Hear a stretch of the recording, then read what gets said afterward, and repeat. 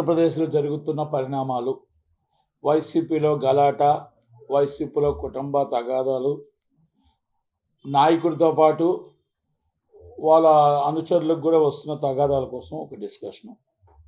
ఎందుకంటే నాయకుడిలో కుటుంబం తగల తల్లి వదిలేసింది, చెల్లి వదిలేసింది, అందరూ వదిలేసారు జగన్మోహన్ రెడ్డి గారు. అందరూ అయిపోయారు. అలాగే ఇప్పుడు ఆయన అనుచరులు వచ్చిన గొడవలు, ఆ గలాటాల కోసం ఒక వివరణ. ఇప్పుడు మన దువ్వాడ శ్రీనివాస్ గారి విషయం. దువ్వాడ శ్రీనివాస్ గారి విషయంలో భార్య వాణి గారు, ఇద్దరు పిల్లలు, దువ్వాడ శ్రీనివాస్ గారు ఒక భార్యాభర్తలు. వాళ్ళ విషయంలో ఇప్పుడు మేము కూడా ఇన్వాల్వ్ కాకూడదు గానీ, అక్కడ ఆమె మాధురి గారు మాట్లాడిన మాటలకి, రెండోది జగన్మోహన్ రెడ్డి గారు మరి దీన్ని సీరియస్‌గా తీసుకుంటారా? సిల్లీగా తీసుకుంటారా? ఎందుకంటే మరి మా పార్టీ ఇంతే, మా పార్టీ వ్యవహారాలు ఇంతే అని అంటారా? ఎందుకంటే రోడ్డు మీదకి ఎప్పుడైతే పబ్లిక్ డొమైన్‌లోకి వచ్చిందో, ఇది పార్టీ కూడా సీరియస్‌గా తీసుకోవాలి కాబట్టి, మరి తీసుకుంటాదా? తీసుకోదా? అనేది వేచి చూద్దాం. లేకపోతే మా పార్టీ వ్యవహారాల్లో మా పార్టీ నాయకులంతా ఇలాగే ఉంటారు. ఈ విధంగానే చేస్తుంటారు. ఈ విధంగా ఉంటారు. మేము వాళ్ళకే సపోర్ట్ చేస్తాం అంటారా? అనేది ఒక ఆడపిల్లకి న్యాయం జరుగుతదా? జరగదా? ఆ పిల్లలకి న్యాయం జరుగుతదా? జరగదా? అనేది వేచి చూద్దాం. నేనేం అడుగుతున్నానంటే మాధురి గారును దువ్వాడ శ్రీనివాస్ గారిని 2 అడుగుతున్నా. సుప్రీంకోర్టు ఆర్డర్ ప్రకారం నాకు ఎవరమైనా రిలేషన్‌షిప్‌లో ఉండొచ్చు. మాకు స్వేచ్ఛ ఉంది. నన్నెందుకు ఇబ్బంది పెడుతున్నారు అని నేను ఒక ప్రెస్ మీట్‌లో ఆమె ఒక మాట అన్నది. అమ్మ, సుప్రీంకోర్టు ఇచ్చిన ఆర్డర్ ప్రకారం ఎవరికెవరు ఇష్టపడితే ఎవరైనా రిలేషన్‌షిప్‌లో ఉండొచ్చు అన్నది మాత్రం వాస్తవమే. కానీ భార్యని, పిల్లల్ని పక్కకు తోసేసి, భార్య, పిల్లలు ఉంటుండగా మిమ్మల్ని రిలేషన్‌షిప్‌లో ఉండమని ఏ కోర్టు చెప్పలేదు. ఏ సమాజము చెప్పలేదు. ఏ హిందూ సాంప్రదాయం ప్రకారం పెళ్లి చేసుకొని పిల్లల్ని రోడ్డు మీదకు తోసి ఆళ్ళింట్లోనే మిమ్మల్ని కాపురం పెట్టమని ఆళ్ళ ముందే మేము కాపురం పెట్టమని ఎక్కడా చెప్పలేదు అని మాత్రం నేను మీకు ఒక్క స్పష్టం చేస్తున్నాను మాధురి గారు. ఎందుకంటే నిన్న ప్రెస్ వాళ్ళు అడగడానికి కొంచెం సమయం దొరికిందో దొరకలేదో తెలీదు గానీ, ఇది సమాజంలో మనం టోటల్‌గా ఇది వైసీపీ నాయకుడు దువ్వాడ శ్రీనివాస్ గారు చేసినది. ఇది జగన్మోహన్ రెడ్డి గారు ఖండించినా, ఖండించకపోయినా ఆంధ్రప్రదేశ్ ప్రజలందరూ చూస్తూ ఉన్నారు. దీన్ని చాలా నిస్సిగ్గుగా ఆమె మాట్లాడుతున్న మాటలకి, ఆమె ఆలోచనకి ఆమె పెళ్ళయ్యి ముగ్గురు పిల్లలతోనే ఉన్నానంటున్నది.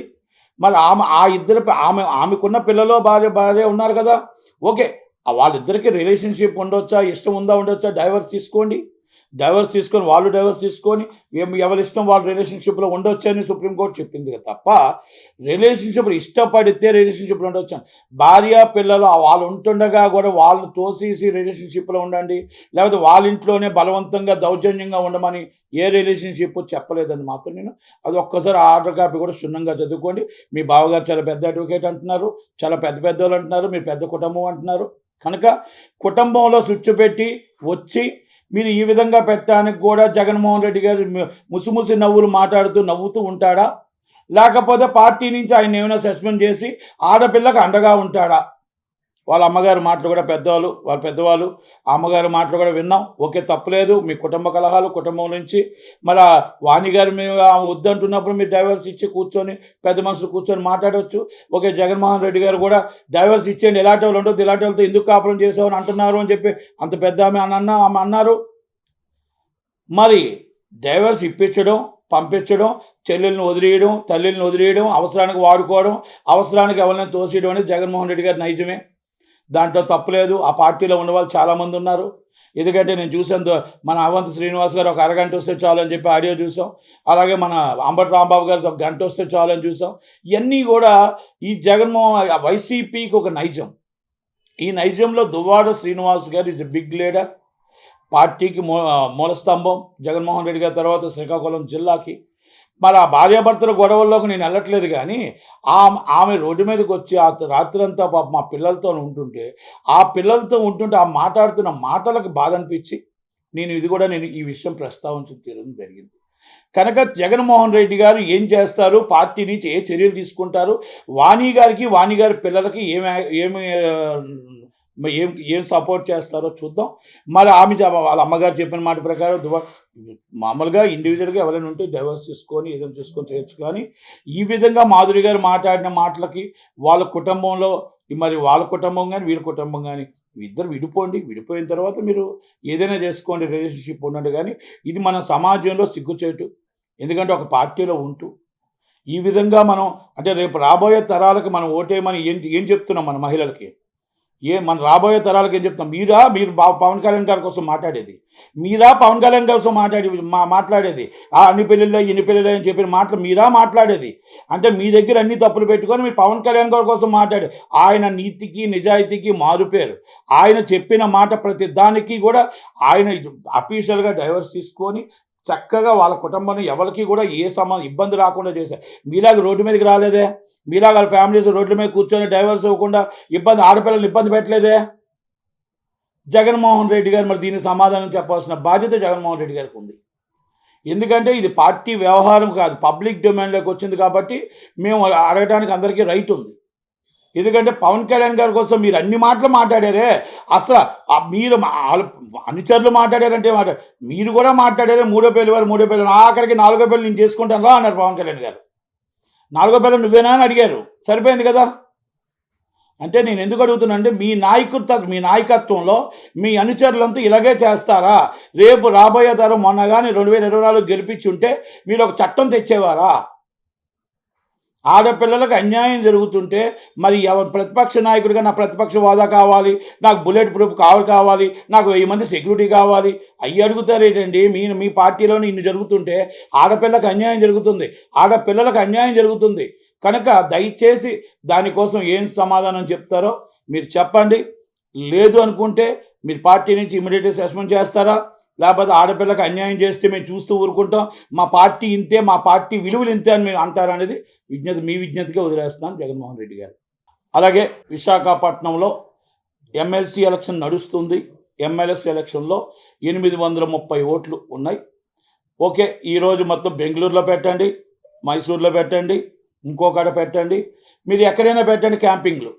ఒక బొత్స సత్యనారాయణ గారి దగ్గర మొత్తం టోటల్గా మీరు విజయనగరంలో వదిలిందంతా కూడా ధనం కానీ ఇంకోటి కానీ అన్నీ ఆయన దగ్గర ఉన్నాయి కాబట్టి ఆయనకి ఎమ్మెల్సీ సీట్ ఇచ్చారు. అలాగే టీడీపీ పార్టీ నుంచి ఎమ్మెల్సీ సీట్ అనౌన్స్ చేస్తారు. కనుక ఎట్టి పరిస్థితుల్లో కూటమి గెలుస్తుంది అని ఎందుకు చెప్పగలుగుతున్నానంటే అక్కడ ప్రతి వాళ్ళు అభివృద్ధి కోరుకుంటున్నారు, అరాచకం కోరుకోవట్లేదు. ఒకప్పుడు మీకు భయపడి, పార్టీకి భయపడి మీరు ఎక్కడ ఏం చేస్తారని భయపడి వాళ్ళతో పాటు ఉన్నారు. అందుకనే ఎంపీటీసీలు, జెడ్పీటీసీలు అందరూ కూడా మూకుమ్మడిగా మొత్తం టోటల్గా కూటమి పార్టీలో జాయిన్ అవ్వడానికి సిద్ధంగా ఉన్నారు. నేను విశాఖ జిల్లా వాసిగా, చోడవరంలో నాకున్న డియర్ వాసిగా, నాకున్న సంబంధాలు, నాతో 40 మంది 50 మంది నాతో టచ్లో ఉన్నారు, పార్టీతో కూడా టచ్లో ఉన్నారు. మీరు ఎక్కడ వాళ్ళ ఫోన్లు లాక్కున్నా మాతో టచ్లో ఉన్నారు. కనుక దయచేసి ఎలక్షన్లో మాత్రం దాదాపు 740 ఓట్లతో కూటమి గెలుస్తుంది.